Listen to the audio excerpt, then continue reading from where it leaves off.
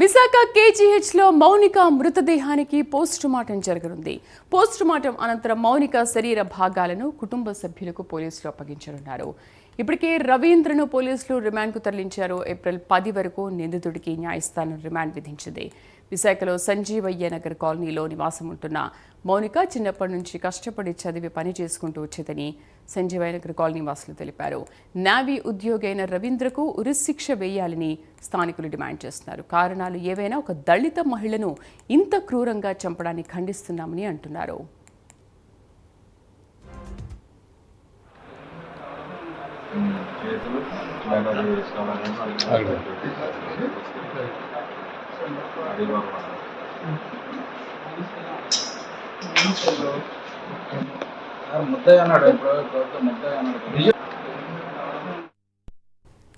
Red Visakha కేజీహెచ్లో Mounika మృతదేహానికి postmortem జరగనుంది. Postmortem అనంతరం మౌనిక శరీర భాగాలను కుటుంబ సభ్యులకు పోలీసులు అప్పగించనున్నారు. మా కరెస్పాండెంట్ నరసింహ లైవ్లో పూర్తి సమాచారం అందిస్తారు. నరసింహ, ఇంకా ఎంతసేపట్లో మౌనిక మృతదేహానికి పోస్టుమార్టం జరగనుంది? ఎప్పుడు కుటుంబ సభ్యులకి అప్పగించనున్నారు?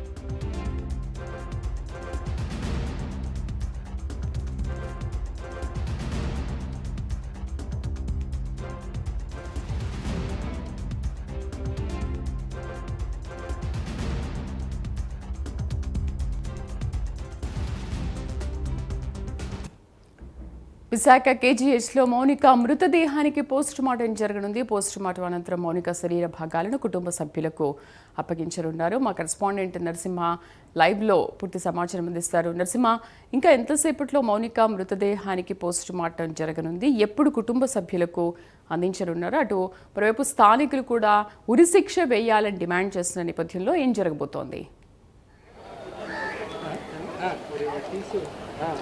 శ్రీదేవి, మరికొద్ది క్షేపట్లో మౌనిక యొక్క అంత్యక్రియలు విశాఖ కేజీహెచ్ నుండి ప్రారంభమవుతాయి. అయితే మరికొద్ది క్షేపట్లో అంత్యక్రియలు పూర్తి కాగానే బంధువులకు అప్పగించే ప్రయత్నం అయితే పోలీసులు చేస్తున్న సంగతి తెలిసిందే. అయితే ఈ యొక్క రాష్ట్ర వ్యాప్తంగా సంచలనం సృష్టించినటువంటి ఈ ఘటన నేపథ్యంలోనే ఇప్పటికే మౌనిక యొక్క బంధువులు ఇప్పటికే వాళ్ళ లోపలికి వెళ్ళి మా యొక్క పోస్టుమార్టం యొక్క ప్రతిపాదన ఏ విధంగా జరిగింది, ఎంత వేగంగా విస్తారనే విషయంపై వైద్యాధికారులతో కూడా మాట్లాడిన ప్రతిపాదన ఇప్పుడు మనం చూస్తూనే వచ్చాం. అదేవిధంగా మరికొద్ది 20 నిమిషాలలో కూడా ఇక పోస్టుమార్టం పూర్తయిన తర్వాత ఈ యొక్క అంత్యక్రియలు విశాఖ జ్ఞానపురం శ్మశాన వాటికలో జరుపుతామంటూ స్థానికంగా ఉన్నటువంటి మౌనిక యొక్క బంధువులు కూడా చెప్తున్న పరిస్థితి నెలకొంది.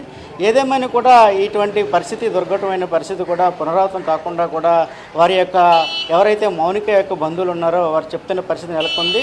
అదేవిధంగా ఇప్పుడే మౌనిక యొక్క పోస్టుమార్టం లోపలికి వెళ్ళి ఏ విధంగా జరిగింది, ఎంత వేగంగా ఇస్తారనే పరిస్థితి వైద్యాధికారులతో కూడా మాట్లాడిన పరిస్థితి మనతో ఉన్న బంధువులు అయితే మాట్లాడే ప్రయత్నించారు.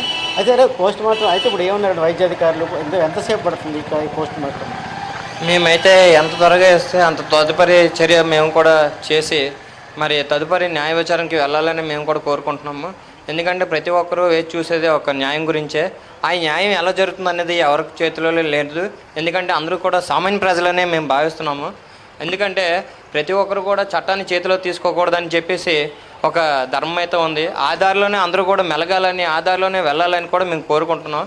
అదేవిధంగా ఇప్పుడైతే ఏదైతే జరిగిన దుర్ఘటన ఏదైతే ఉందో, ఈ దుర్ఘటనలో చేస్తున్నటువంటి సమాచారం నిమిత్తం చేస్తున్నటువంటి పోస్టుమార్టం ఏదైతే ఉందో నిన్న మధ్యాహ్నం సాయంత్రం సమయంలో ఇక్కడికి తీసుకురావడం అయితే జరిగింది. మన ప్రభుత్వ హాస్పిటల్ కేజీహెచ్ కింగ్ జార్జ్ హాస్పిటల్లోని పోస్టుమార్టం అయితే నిర్వర్తించడం జరుగుతుంది. అయితే నిన్న వచ్చిన బాడీ ఇప్పటి వరకు ఇవ్వకపోవడం అయితే ఒక గమనార్హంగానే మనం చెప్పుకోవచ్చు.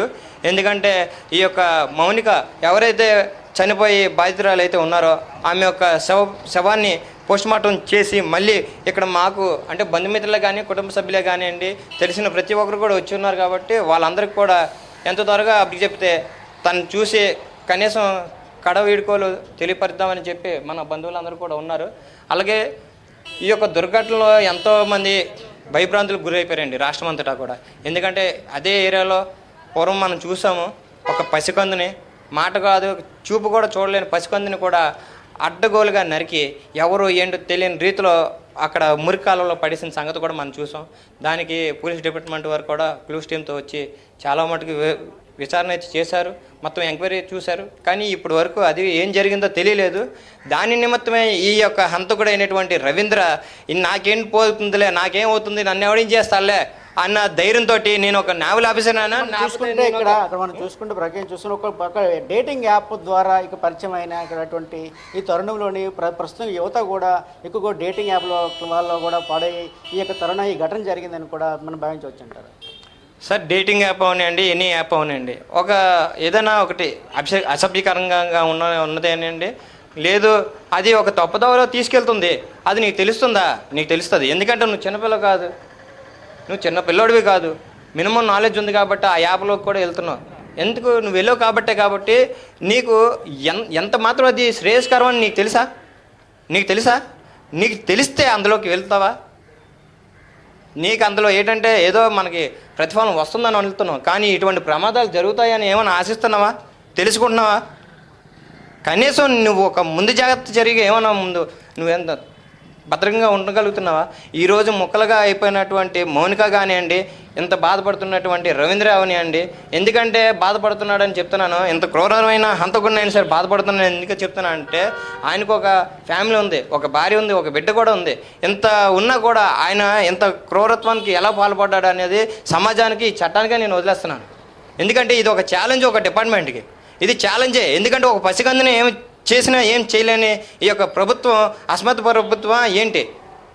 ఇప్పటి వరకు ఒక రాజకీయ నాయకుడు కూడా రాలేదు. మేము ఇంతకుముందు కూడా అడుగుతున్నాం, ఇప్పుడు కూడా నిలదీస్తున్నాం. ఏమని నిలదీస్తున్నాం? ఒక అన్యాయం జరిగిందో, ఒక అక్రమం జరిగింది, ఏం జరుగుతున్నా కూడా ప్రజల్ని ఒక పట్టించుకునే నాయకుడు ఎవరు? ప్రశ్నించే వ్యక్తి ఎవరు? ఆ ప్రజాప్రతినిధి ఎవరు?